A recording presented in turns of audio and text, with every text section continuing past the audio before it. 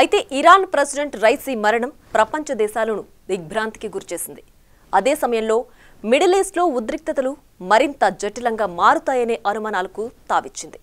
వీటన్నిటి మధ్య ప్రపంచ దేశాల అధినేతలు రైసీ మరణానికి సంతాపం తెలిపినప్పటికీ ఆ దేశంతో అంతర్జాతీయ సంబంధాలు ఎలా ఉండబోతున్నాయనే అంశంలో సందేహాలున్నాయి.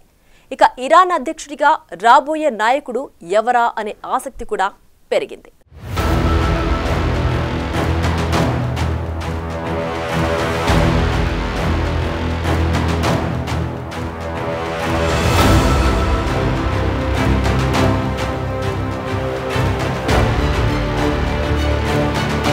ఇబ్రహీం రైసీ మృతిపై పలు దేశాలు ఆందోళన వ్యక్తం చేశాయి. కొన్ని దేశాలైతే రెస్క్యూ ఆపరేషన్లో సహాయం కూడా అందించాయి. విమానం ప్రమాదంపై వచ్చిన నివేదికలపై అమెరికా అధ్యక్షుడు జో బైడెన్ కు సమాచారం అందించినట్లు వైట్ హౌస్ తెలిపింది. దీనిపై చైనా కూడా తీవ్ర ఆందోళన వ్యక్తం చేసింది. భారత ప్రధాని నరేంద్ర మోదీ ఈ సందర్భంగా సంతాపాన్ని ప్రకటించారు. ఇక యూరోపియన్ యూనియన్ రెస్క్యూ ఆపరేషన్ కోసం అత్యవసర ఉపగ్రహ మ్యాపింగ్ సాంకేతికతను అందించింది. మరోవైపు సహాయక చర్యలకు సహాయంగా టర్కీ పంపిన అకెన్సీ డ్రోన్లలో ఒకటి హెలికాప్టర్ శకలాలుగా అనుమానించిన వేడి సెగను గుర్తించింది. దాని ద్వారా రెస్క్యూ దళాలను తవిల్ అని పిలిచే ప్రాంతానికి పంపినట్లు ఇరాన్ మీడియా నివేదించింది. టర్కీతో పాటు రష్యా కూడా ప్రత్యేక విమానాలను 50 ప్రొఫెషనల్ పర్వత రక్షకులను క్రాష్ సైటుకు పంపడానికి సిద్ధమైంది. ఆర్మేనియా నుండి 2 ప్రత్యేక రష్యన్ హెలికాప్టర్లు సైటుకు పంపారు. ఇలా ఇరాన్ మిత్ర దేశాలతో పాటు శత్రు దేశాలు కూడా ఈ ఘటనపై స్పందించాయి. అయితే ఇకపై ఇరాన్ భవిష్యత్ ఏంటన్నది అంతర్జాతీయ నిపుణుల్లో తీవ్ర చర్చకు కారణమైంది.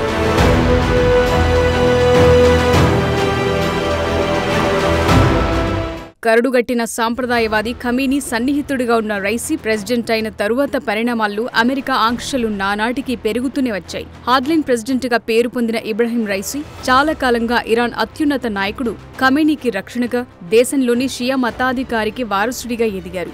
1988లో ప్రభుత్వ వ్యతిరేక నిరసనలు చేపట్టిన ఖైదీలను సామూహికంగా ఉరితీసినందుకు అమెరికా, ఇతర యూరప్ దేశాల నుండి ఆంక్షలు ఎదురయ్యాయి. 63 ఏళ్ల రైసీ గతంలో ఇరాన్ న్యాయ వ్యవస్థను నడిపిన వ్యక్తి. ప్రపంచ శక్తులతో 2015 అణు ఒప్పందాన్ని కుదుర్చుకున్న ఇరాన్ మితవాద మతాధికారి హసన్ రౌహానీకి వ్యతిరేకంగా 2017లో అధ్యక్ష పదవికి పోటీ చేసి ఓటమి పాలైన తరువాత 2021లో రైసీ మళ్లీ ఎన్నికల్లో పోటీ చేశారు.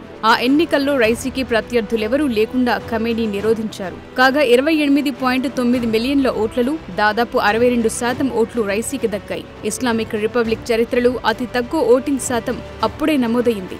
లక్షలాది మంది ఇళ్లలోనే ఉండిపోయారు. చాలా మంది బ్యాలెట్లను రద్దు చేశారు. తరువాత జరిగిన విలేకరుల సమావేశంలో రైసీ ఈ వాదనలను ధిక్కరించారు. అలా రైసీ ఇరాన్కు ప్రెసిడెంట్గా గద్దెనెక్కారు.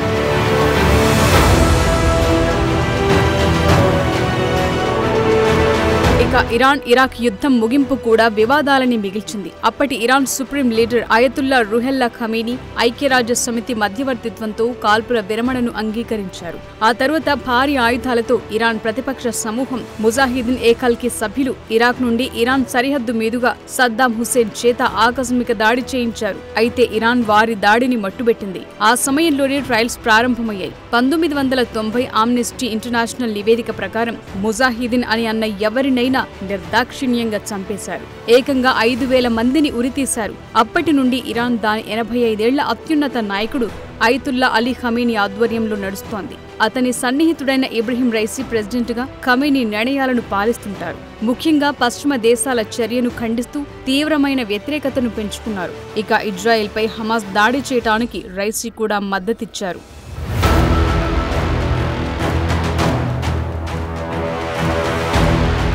దేశీయ రాజకీయాల్లో కూడా రైసీ కఠినమైన వైఖరి స్పష్టంగా కనిపించింది. తాను ఎన్నికైన 1 సంవత్సరం తరువాత మధ్యస్థాయి మత గురువు మహిళల దుస్తులు, ప్రవర్తనను నియంత్రించే ఇరాన్ హిజాబ్ పవిత్రత చట్టాన్ని కఠినంగా అమలు చేయాలని ఆదేశించారు. కొన్ని వారాల వ్యవధిలో ఆ చట్టాన్ని ఉల్లంఘించినందుకు మోరల్ పోలీసులచే అరెస్టు చేయబడిన యువ కుర్దిష్ ఇరానియన్ మహిళ మహసా అమీనీ కస్టడీలో మరణించింది.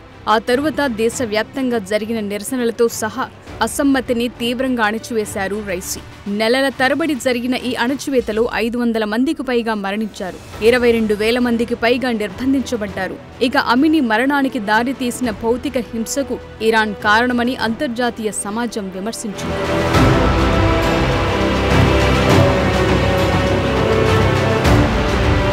ఇక ఈ ఏడాది ఏప్రిల్లో సిరియాలోని డమాస్కస్లోని ఇరాన్ రాయబార కార్యాలయం సమూహం దగ్గర ఇజ్రాయెల్లో చేసిన దాడిలో ఇరాన్ జనరల్ చనిపోగా ఇజ్రాయెల్ దాడికి ప్రతిస్పందనగా ఆ దేశంపై 300 డ్రోన్లు క్షిపణులను కాల్చారు రైసీ.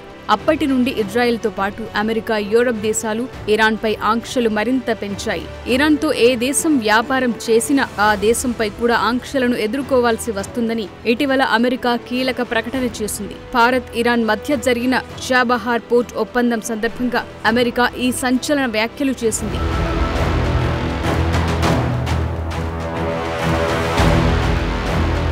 ఇలాంటి పరిణామాల మధ్య ఇబ్రహీం రైసీ హెలికాప్టర్ ప్రమాదంలో ఇజ్రాయెల్, అమెరికా హస్తం ఏమైనా ఉందా అని అనుమానాలు కలుగుతున్నాయి.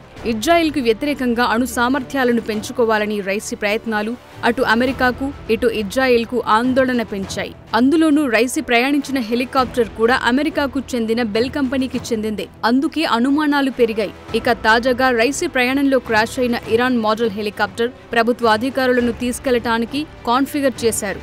అది బెల్ హెలికాప్టర్ తాజా వెర్షన్ సుబారు బెల్ 412.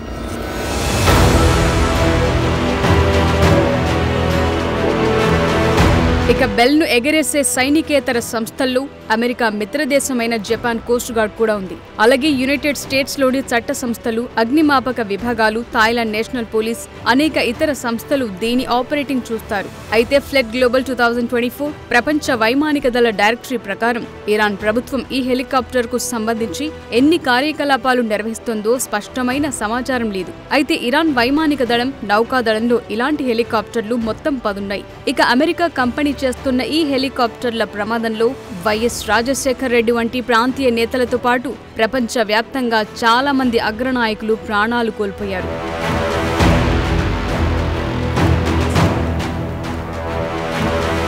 1960లో ఇరాన్లోని పవిత్ర షియా ముస్లిం నగరమైన మషాద్లో ఒక మతపరమైన కుటుంబంలో జన్మించారు ఇబ్రహీం రైసీ. 5 సంవత్సరాల వయసులోనే రైసీ తన తండ్రిని కోల్పోయాడు.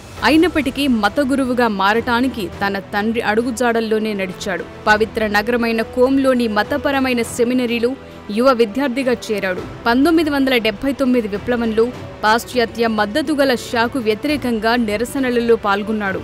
తర్వాత కోమ్లోని మత పెద్దలతో రైసీ పరిచయాలు అతన్ని మత న్యాయ వ్యవస్థలో విశ్వసనీయ వ్యక్తిగా మార్చాయి. అప్పటి నుండే రైసీ అమెరికా వంటి పాశ్చాత్య దేశాలకు వ్యతిరేకంగా మారారు.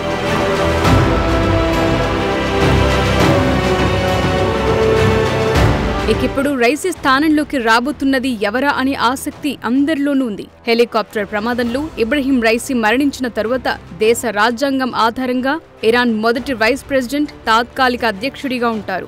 ఇప్పుడు ఆ అవకాశం 68 ఏళ్ల మొహమ్మద్ మోగ్బర్కు వచ్చింది. అధ్యక్షుడు మరణించిన 50 రోజులలోపు కొత్త అధ్యక్ష ఎన్నికలు నిర్వహించే వరకు మోగ్బర్ అధ్యక్షుడిగా ఉంటారు. అయితే మోగ్బర్ కూడా రైసీ వంటి వ్యక్తే. దేశానికి సంబంధించిన అన్ని విషయాల్లో నిర్ణయాధికారికంగా ఉన్న సుప్రీం లీడర్ అలీ ఖమేనీకి కూడా సన్నిహితుడు. అక్టోబర్లో మాస్కోను సందర్శించిన ఇరాన్ అధికారుల బృందంలో మోగ్బర్ కూడా ఉన్నారు. రష్యా సైన్యానికి ఉపరితలం నుండి ఉపరితల క్షిపణులు, మరిన్ని డ్రోన్లను సరఫరా చేయడానికి అంగీకరించారు.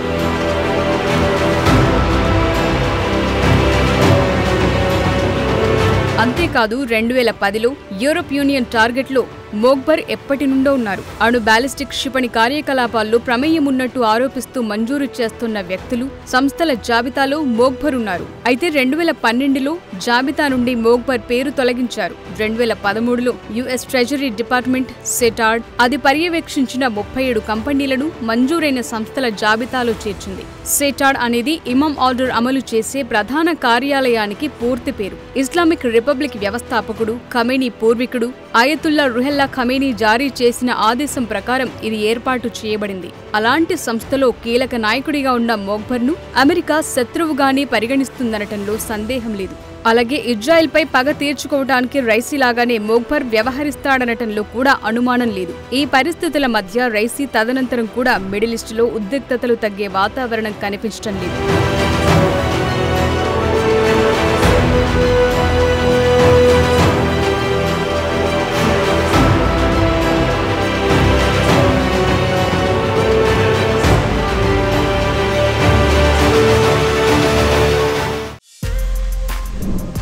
For more videos like this, subscribe Big TV channel.